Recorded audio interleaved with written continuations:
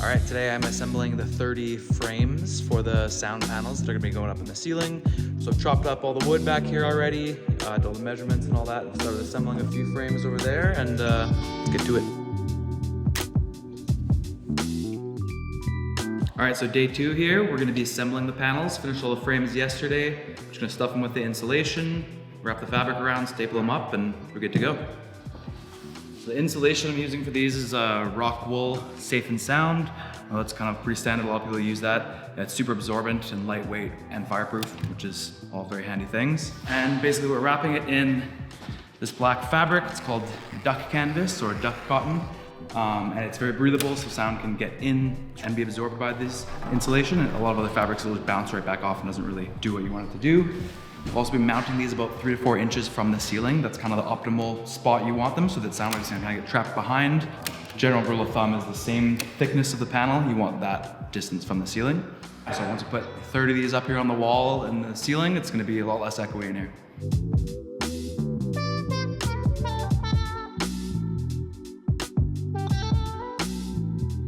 Super happy with the results. I think it looks quite nice, and it definitely has an impact on the echo, which is great. A few more panels to go up, and then once there's a lot more bodies in here for a shoot and everything's all finished being built, the sound's gonna be great in here. It's gonna be top quality. So one of the really fun parts of the whole build has been the gear cage. This was really a bit of a pipe dream at first. Like, all the spaces we were looking at before we moved in, we were hoping that there would be a space allotted for a gear cage, but we just didn't know if it was gonna be possible. And just the sheer undertaking of getting something built was more than any of us had ever done before. So to see it now coming to life is probably the most humbling and cool thing of the whole build. Let's check it out. The landing, we need to decide if we're gonna go 4-foot landing, which would be, that means that your stairs would be, you go 2 feet, which is here. You can just do a 30-inch door. And if we went 3 feet,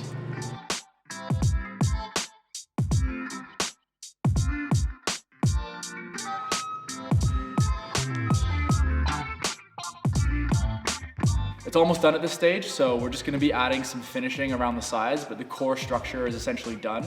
It's a 10 by 14 gear cage that we're gonna be storing lighting and grip and sometimes camera packages that people can rent for their shoot, as well as storing our own gear as well. We had a pretty ambitious goal to try and build a client lounge on top with a staircase that would lead up to it, and that would also create space for a changing room. So kind of bringing that plan to life with the help of Travis and Colin at Hotwire Productions was just a massive help. There's no way we could have done it without them. And I'm really proud to see it coming up, and we think it's gonna be a massive centerpiece for the whole space.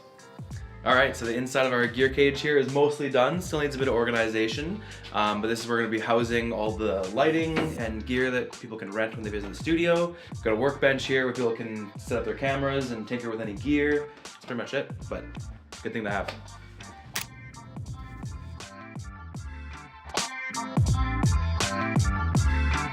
Kevin, no. Want to come in, Kevin, or are you good?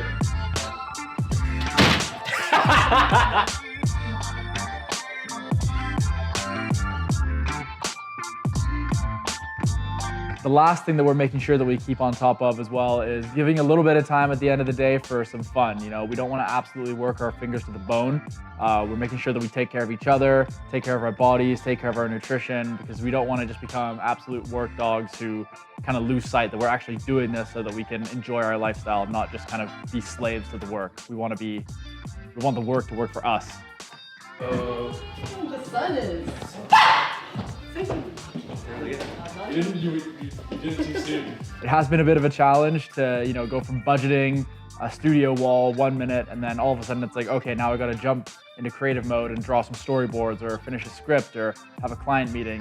Those are things that we love doing, and that's kind of our bread and butter. That's how we got to where we are, so we don't want to lose sight of that.